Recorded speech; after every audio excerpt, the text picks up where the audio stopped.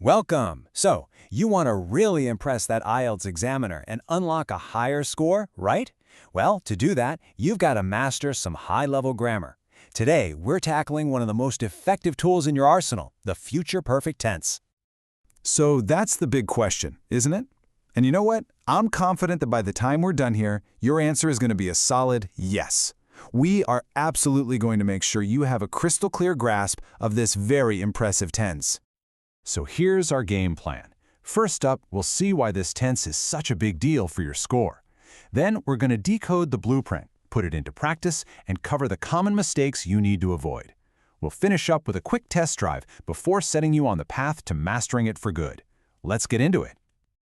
Okay, so why all the focus on this one particular tense? Because using the future perfect correctly in your writing and speaking, well, it shows the examiner a really sophisticated command of English. Honestly, it can be the difference between a good score and a great one. It's a real secret weapon.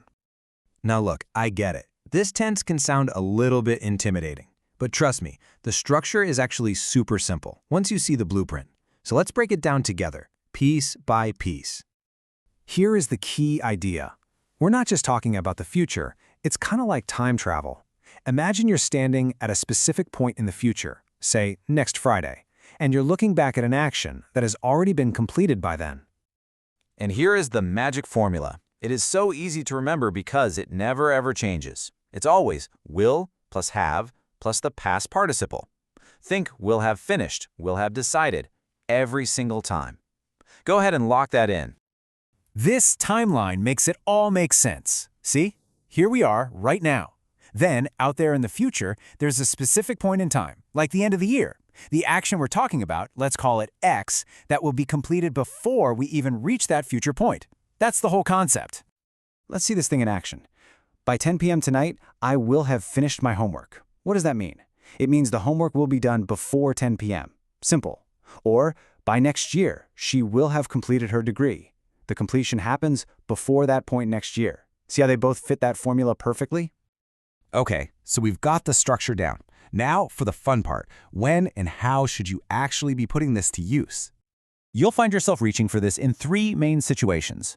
Talking about actions that'll be done before a future deadline, setting clear future goals, and, this one's cool, for expressing a strong assumption about something in the past.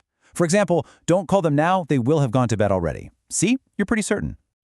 Here is a perfect scenario for any student out there. By the time the class starts, we will have reviewed the rules. The class starts in the future, but the action of reviewing the rules, that will already be finished before the class even begins. This is exactly the kind of sentence that's going to impress an IELTS examiner. All right, pay attention, because this next part is absolutely crucial. Knowing the rules is great, but avoiding the common traps is what's going to secure those extra points on your exam. Let's make sure you don't fall into them. Okay, this is mistake number one.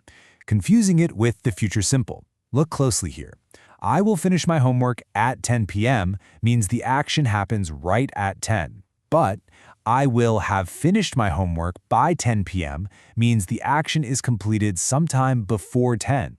That little word by makes a huge difference. And here is a mistake I see all the time. Forgetting the word have. Please don't do this. It's never he will finished. It must always be he will have finished. Just think of will have as a single unit. They're glued together, they always go together here. All right, you've been fantastic so far. You understand the why, the how, and what to avoid. So now it's time to get your hands dirty with a quick practice round. You ready for this? Okay, first one up. How would you complete this sentence using the future perfect? By next year, I what? That's it. Will have graduated. Perfect. The action of graduating is completed before that point next year. You got it. Let's try one more. Imagine your friend is coming over. By the time they arrive, the dinner's already going to be over. So how do you say it? Spot on. We will have eaten. See, the formula is starting to feel natural now, isn't it? It's starting to click.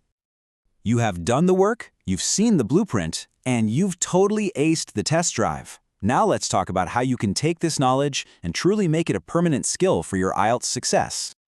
So, where you go from here? Well, I have two simple recommendations. First, feel free to bookmark this explainer. Come back to it to refresh your memory.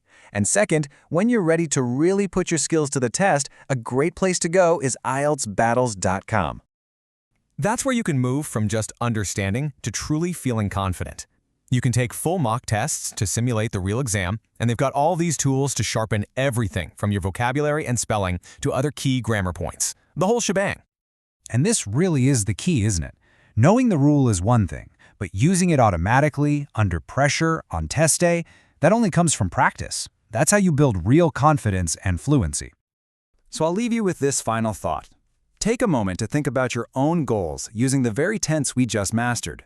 So, what will you have accomplished by this time next year? Thanks for joining me, and best of luck on your IELTS journey.